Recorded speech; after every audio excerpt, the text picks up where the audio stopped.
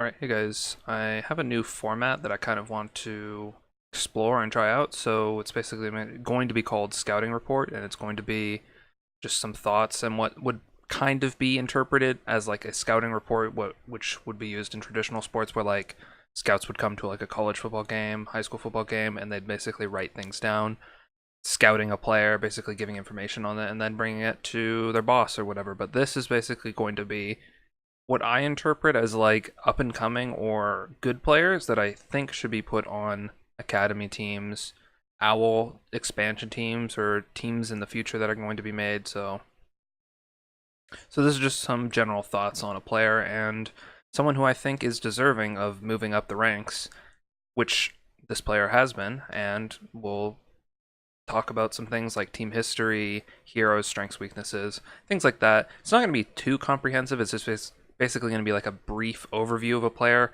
So if you want to look them up more, then there's the person that you'd want to be looking for. So it's not going to be as comprehensive, but it's basically going to be my overview of it. So first player for this is probably the one that makes the most sense to me. It's SugarFree, and I've worked with him for several months across multiple teams. You can see my dog in the background; he's chilling.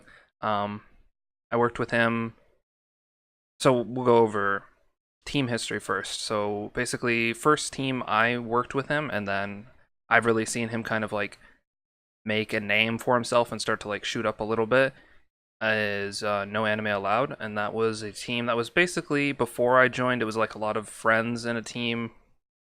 There wasn't a lot of seriousness. I think as I joined, I started to take a hold of the team and like really get the people who were friends out of the roster. So there was like some very easy roster changes that as soon as I joined, I was like, all right, this person's got to go. They don't cut it. They're not going to be competing as well as anyone else. So that was like really the first team, and we were with them for a while. And then I thought it's going to be kind of hard to kick some people, especially like some people who like made the team. So I was like, okay, we'll make a new team. And then that's when he moved over, and I had started to make No Clout, which I took 3 core members from No Anime, which was Hawk, Hip, and Paintbrush. And then we made that team, and then he was the first one to start having tryouts for that team. But I initially didn't have him trying out for a projectile because I thought his projectile was actually a problem, because I felt like in a meta where you need to be a flex player, the most flexible things you needed to play were Soldier, and he was kind of lacking on that. And then Pharah, where his Pharah was really not good at all, but his Genji was insane. But the problem was, if you needed to flex to those heroes, I didn't want to have our hit scan have to flex to them and then him have to play Tracer.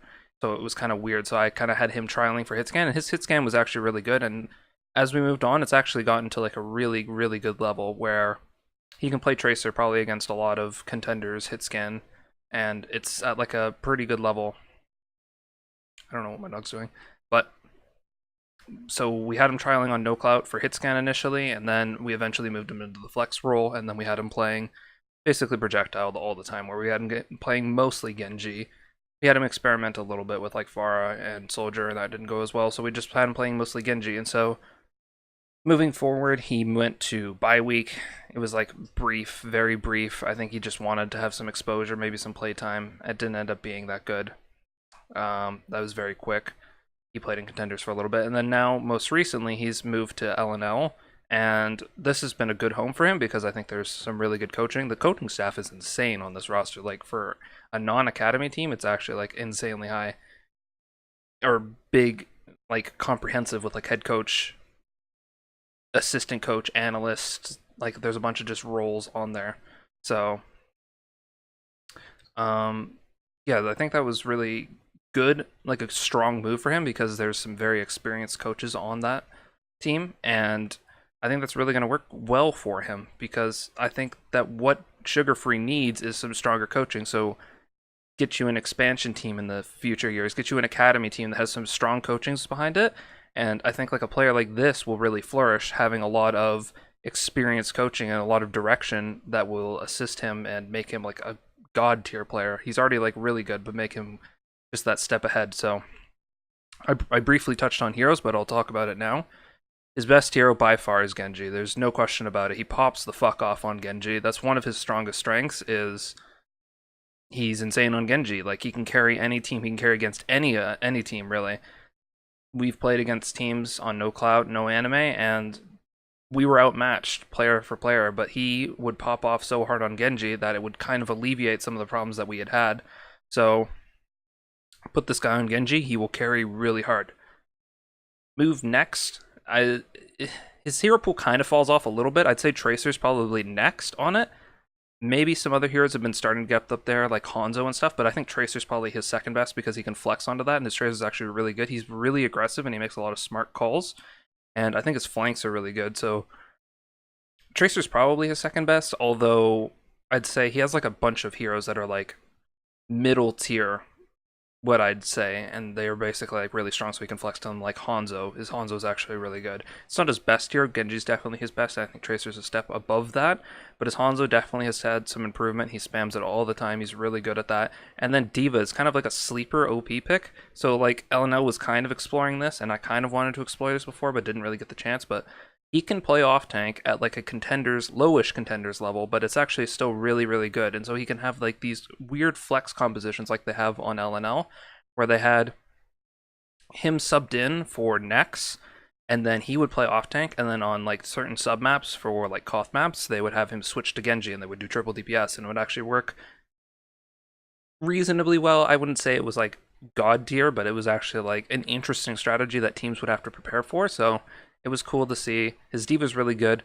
After that, I'm trying to think, maybe Pharah. I don't think his Pharah is that good from what I've seen. It's pretty good, but he struggled with that before. And then after that, I'm not really sure. So we'll go down some of the strengths of him as a player. So he can take that hard carry role on regardless of the opponent. So I touched on that before, but put him against a noob team, put him against an academy team, he will still have that potential to carry really, really hard in a game where he can hit a lot of shurikens, build blades quickly, blade the backline, really make a huge impact regardless of the team, and it's really hard to shut him down.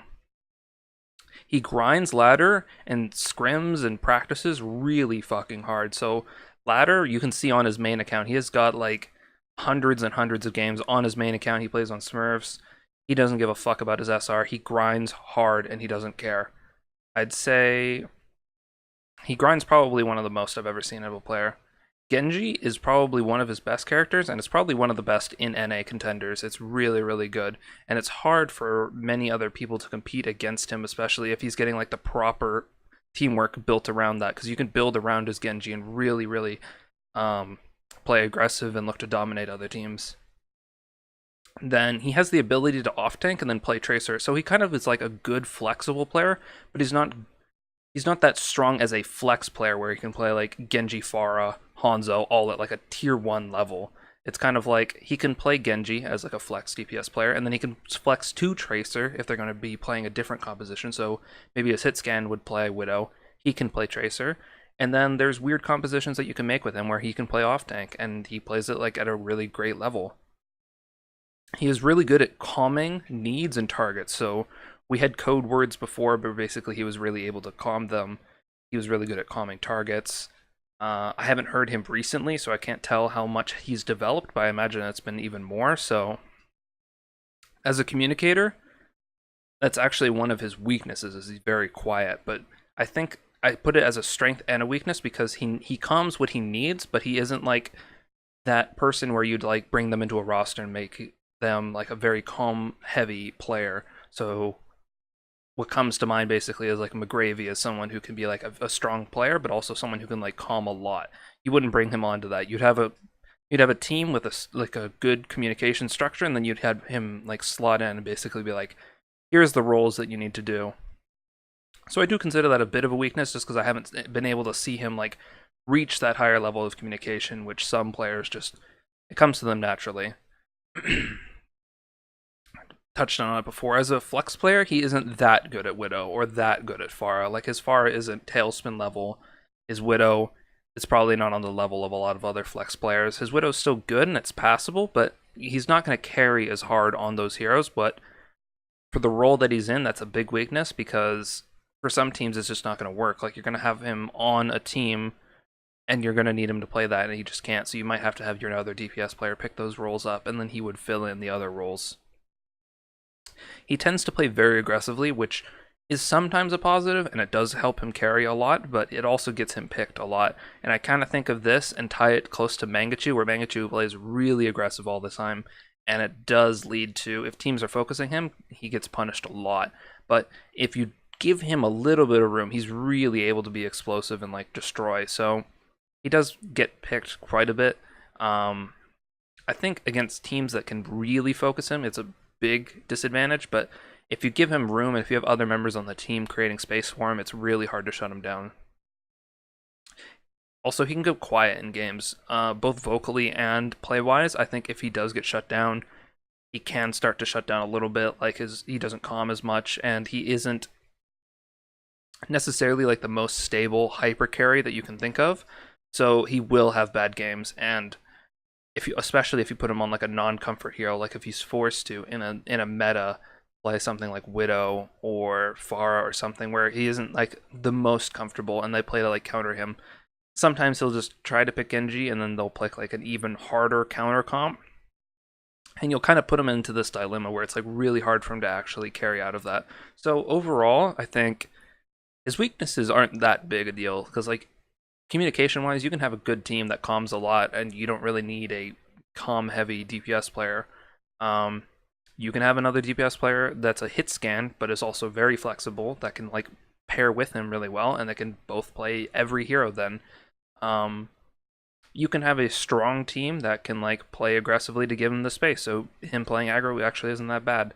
And then you can have another DPS player who's a stable, aggressive, smart player who doesn't need to be a hyper carry, but will create space and will be a consistent threat. So what I think of when I think of that, I think maybe a good example is like Nene or Corey. I think are both really good stable players. Nene is a bit more carry heavy, but I think of like really stable. Maybe Buds is also a good one where they can be really strong carries, but also they're like really stable, I think. And you add him to like a veteran carry like that, and he can be the young superstar and really like shine and create a lot of space and make a lot of highlights for your team, which will be really good. And I think his strengths are definitely highlighted where he pops off really hard on Genji, and it's really hard to shut him down. And I think good teams still struggle to do that, as we saw in the most recent series from LNL. So I think that's about it. I may make this a regular series, and we're just going to basically get information on people that I think deserve this, and then I'll try to put it out there. So that's it. Thanks.